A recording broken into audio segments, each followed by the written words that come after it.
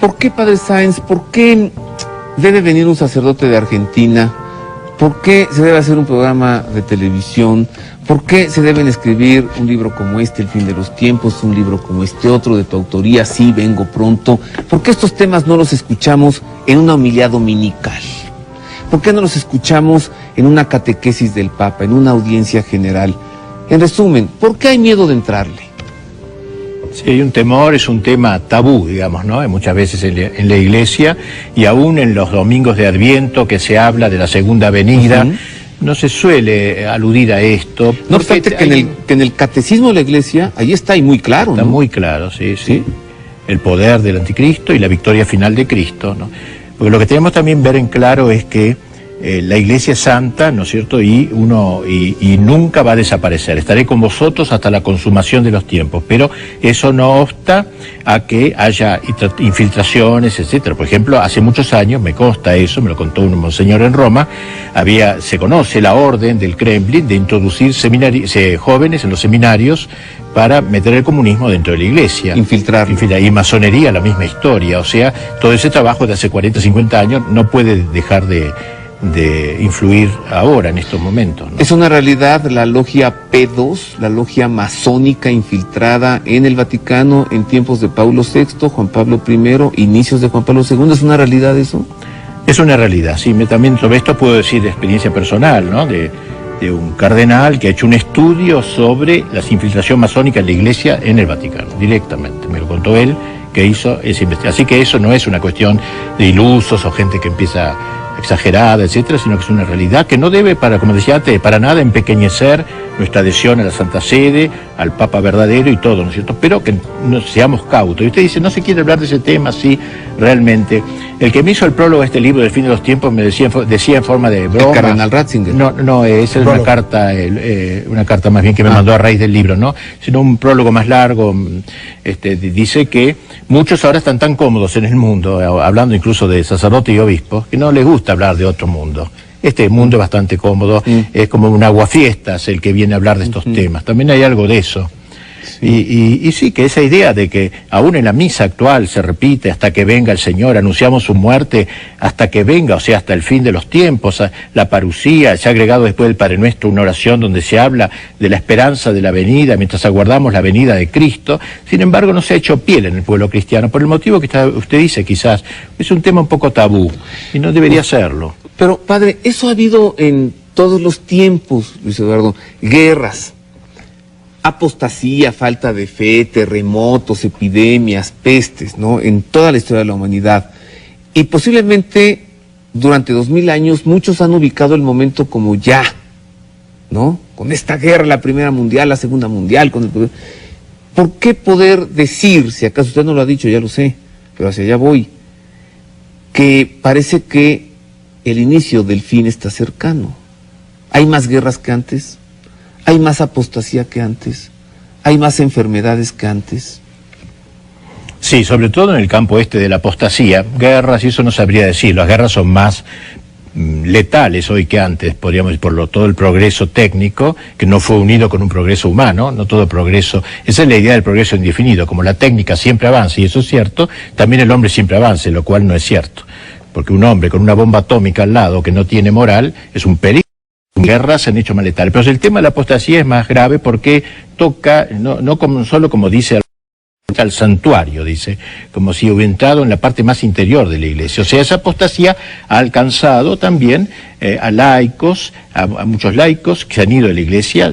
Conocemos muchos que se han ido por todas estas circunstancias, sacerdotes que a lo mejor no se han ido, pero han hecho lo que llamaba un obispo que luego fue hecho cardenal por Juan Pablo II de Libac, llamaba la apostasía inmanente. Es decir, son apóstatas pero no se van de la iglesia. Por ejemplo, Lutero dijo me voy, de la vereda de enfrente, digamos, afrontó a la iglesia. En cambio, estos se quedan en la iglesia, aparentemente siguen ejerciendo como sacerdotes, aún como obispos, pero ya no tienen más la fe católica, sino que tienen una cosa parecida, una cosa inmanentizada, un catolicismo desleído, laico completamente, y bueno, eso es una apostasía inmanente, y es más grave que la otra. Emanuel Milingo se casa allí con una de la secta Moon, se va, luego regresa a la iglesia, y luego da el golpazo final, se pone a ordenar sacerdotes casados en Nueva York, y entonces ahora sí va para afuera. Claro. Hago una pausa breve. Regreso para profundizar en esto, pero antes debo hacer una pregunta que me preocupa que no tenga respuesta. Me parece, padre, me da la impresión de que en los tiempos de Juan Pablo II, digamos ya hacia la tarde de su pontificado, verdaderamente pudo limpiar la casa, ¿cierto o no? ¿Alcanzó a limpiarla o no? ¿Me lo pregunta? Sí. Yo creí que se lo pregunta. Hizo algunos intentos de limpiar la casa. Hizo, por ejemplo, elegir obispos en zonas muy conflictuadas y que ya casi había llegado todo el Pero pueblo. adentro. Algunos obispos buenos pudo poner así como para enfrentar la situación. ¿Pudo limpiarla o no? No, todavía hay infiltración. Absolutamente. Hago una pausa, regreso con más de esto.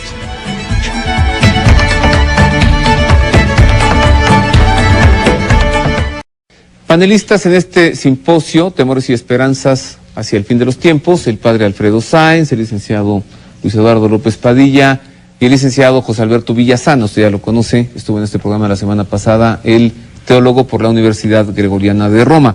En el caso del padre Alfredo Sáenz, él tiene doctorado en teología por la Universidad San Anselmo de Roma.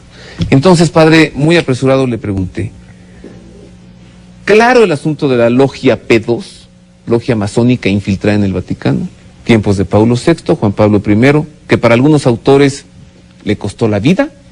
Algunos dicen eso, sí. A Juan Pablo I. Algunos dicen eso. Juan Pablo II, que en 26 años de pontificado, dice usted, con otras palabras, no logró expulsar de la sede de la Iglesia a los infiltrados, ¿sí? Entonces podemos suponer...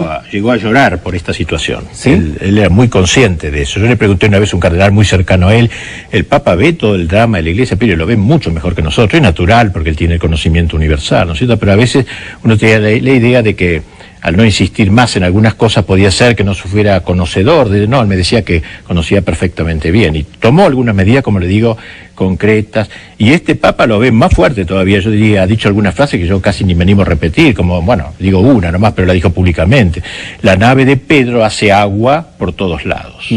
Una frase terrible, que si no lo hubiera hecho no me animo a repetirla. Sí. Bueno, y otra frase que dijo: en la Iglesia la cizaña es más abundante que el trigo. Imagínese usted. Y lo hemos visto cortar cabezas, padre. También, sí. Desde el inicio del pontificado del Papa Ratzinger ha cortado cabezas, ¿sí? Y continúa. Al público que hace favor de vernos y con la libertad de creer que tenemos, le invito a que busque un libro que se llama Catecismo de la Iglesia Católica y compruebe que no estamos aquí inventando cosas.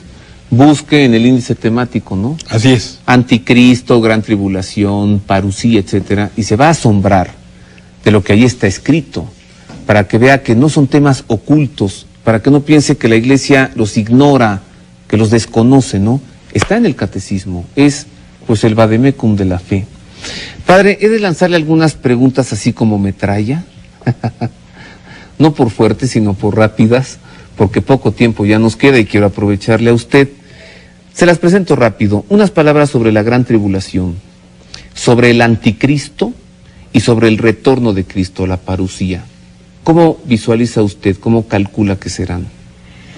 La gran tribulación está íntimamente unida a esta sensación de una especie de ausencia de Dios. La gente va a rogar y va a ver que el anticristo sigue avanzando y avanzando. El anticristo es como la recapitulación del mal, así como Cristo recapitula todo el bien, el anticristo recapitula todo el mal de la historia, se concentra en él. Entonces el dominio de él es un dominio de una tribulación enorme en la Iglesia.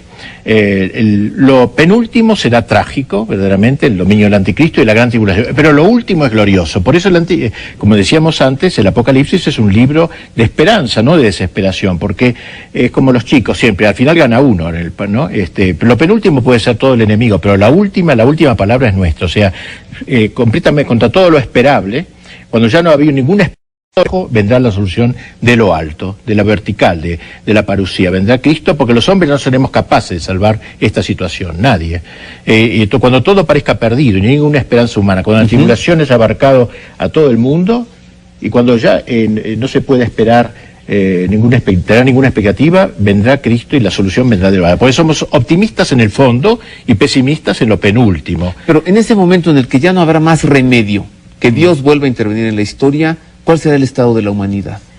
y totalmente dominado por el anticristo, y el grupito ese orando, ven Señor Jesús, y no sabiendo decir otra cosa que eso en la total oscuridad de la oración y de la fe oscura, es decir, la fe que no ve nada, ve todo al revés, y sin embargo sigue diciendo venga tu reino, seguirá rezando el Padre Nuestro, cuando no puede venir el reino aparentemente, humanamente hablando. A ver, yo le hago una pregunta a usted, padre, también a Luis Eduardo, aunque sé que de ese día nadie sabe, ni el día ni la hora, sabiendo esto, ¿cuándo calcula usted? Por los signos de los tiempos también hay que saber leer en ellos, pues como dice Luis Eduardo, Cristo nunca dijo bienaventurados los despreocupados porque no andarán perdiendo el tiempo, no los dijo despistados, eso, los ¿no? despistados. Sí, Ajá. sí, claro. Entonces, hay signos de los tiempos que le permiten a usted decir, parece que se está configurando la cosa, ¿no? Si vemos nubarrones que se juntan en el cielo, decimos, va a llover. Como dice Luis Eduardo, si vemos que el vientre de una mujer embarazada va creciendo, decimos, pues ya van a ser ese niño, ¿no? Así es. ¿Encuentra usted algún elemento? Hay elementos, sí, pero claro, no tenemos certeza, y justamente el no dar fechas es algo que está en la misma escritura. No sabéis, dice Cristo, ni el mismo Cristo como hombre lo sabía, solo Dios sabe, o sea, eso se ha querido mantener en secreto, pero se ha dado los signos que van preparando, y signos algunos completamente imposibles de aceptar en la Edad Media, y aún en el siglo XVII, con Renan, XVIII, se reía de estos signos, que todo el mundo mirará la imagen de la bestia y la adorarán. Qué disparate, mirar, y sin embargo hoy con la televisión satelital perfectamente es visible la imagen de la bestia en todo el mundo. Es decir, hay muchas cosas que antes no se podían realizar, y ahora cada vez más vemos que se pueden realizar, y por eso pensamos que nos aproximamos al fin del mundo. Pero dar fecha ya sería muy peligroso, en general no se ha querido dar. Le pido una pero fecha. Aproximaciones por los síntomas. Sí, le hablo sobre los síntomas, sí. Eso sí, por los síntomas tan virulentos como se han presentado, y es difícil imaginar mucha más progreso en el mal, no sé, yo no me lo puedo imaginar demasiado. Con la libertad de creer que tenemos, el creyente, ¿qué actitud debe tomar? Mire, he sabido de gente, padre, que ha comprado velas, latas de atún, sardinas, ¿no? Incluso que han...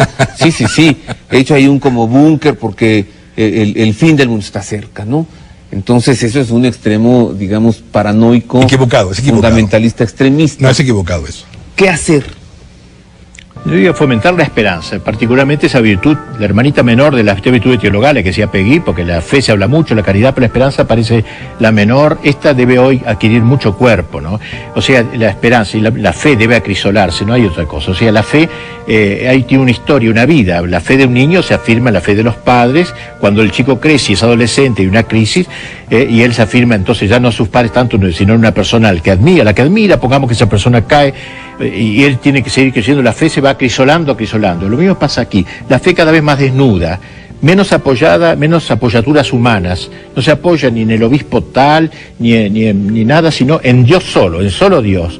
Todo lo de la tierra no me dice, pero solo sigo creyendo en la palabra de Dios, ha dicho esto, y contra toda esperanza creo, y espero contra toda esperanza. Yo creo que no queda otra cosa, fomentar esta virtud. Y al final del túnel, padre Sáenz, la gran esperanza del fin de los tiempos. Una gran esperanza, claro. ¿Qué es? ¿Quién es? Porque el mundo moderno ha perdido la esperanza, a pesar de que tantas expectativas, hay que no confundir expectativa con esperanza, con la virtud teologal de la esperanza. O sea, el mundo moderno peca contra la esperanza los dos grandes pecados posibles, la desesperación por un lado y la presunción por otro. La desesperación al estilo Sartre, el hombre es una pasión inútil, eso es una manera de eludir, evacuar la esperanza. Y la otra, que es la presunción, que es la más propia del mundo moderno, creer que vamos a hacer a fuerza de músculos la felicidad, el paraíso en la tierra, ¿no? Por encima de ambas, de estas dos pecados, digamos, se eleva la virtud de la esperanza, que debe precisamente dar juventud a nuestra vida, ¿no? Porque en realidad lo propio, el símbolo más propio de la esperanza es la juventud.